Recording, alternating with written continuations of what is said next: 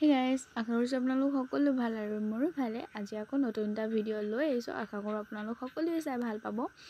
আজি ভিডিঅ'টো থাম্বনেইল আৰু টাইটেল চাই নিশ্চয় গম পাইছে কেনেকুৱা হ'বলৈ গৈ আছে। তেনেহ'লে যাওঁ ব'লক ষ্টাৰ্ট কৰোঁ।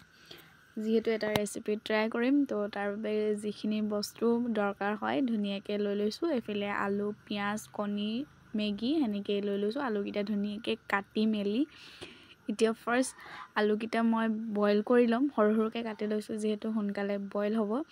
তাৰপিছত এয়া বস্তুখিনি ধুনীয়াকৈ যোগাৰ কৰি লৈ এইখিনিও পিঁয়াজ কাটি ল'ম।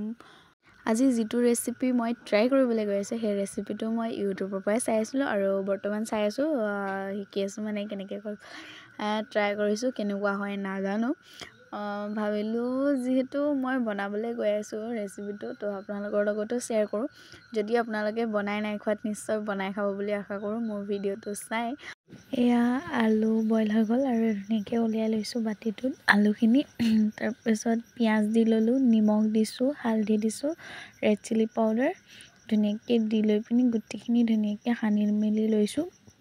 আৰু আপোনালোকে বিভিন্ন ধৰণে এড কৰি ল'ব পাৰিব আৰু আলুৰ লগত যি মন যায়।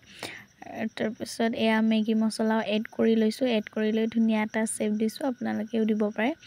তাৰপিছত এয়া মেৰিনেট কৰি থৈছিলোঁ যে বস্তুখিনি সেইখিনি ধুনীয়াকৈ এড কৰি ল'লোঁ এয়াতো। তাৰপিছত এনেকৈ বল বনাই লৈ লৈছোঁ ধুনীয়াকৈ আৰু এইটো ধুনীয়াকৈ হৈ গ'ল। তাৰপিছত জুইত কেৰাহী পাতি দিলোঁ ধুনীয়াকৈ, তেল দি পিনি তেলখিনি অলপমান গৰম হ'বলৈ ৰখি দিলোঁ। তাৰপিছত এয়া ধুনীয়াকৈ কৰি থৈ দিয়া বলকেইটাত দি ল'লোঁ। আৰু এই বাহিৰত যে অলপমান মাত আহি আছে সেইখিনি ইগন'ৰ কৰিব দেই। তাৰপিছত এয়া ধুনীয়াকৈ লুটি বাগৰ কৰি অলপমান সিজালৈ ৱেইট কৰিলোঁ। তাৰপিছত নমাই দিলোঁ।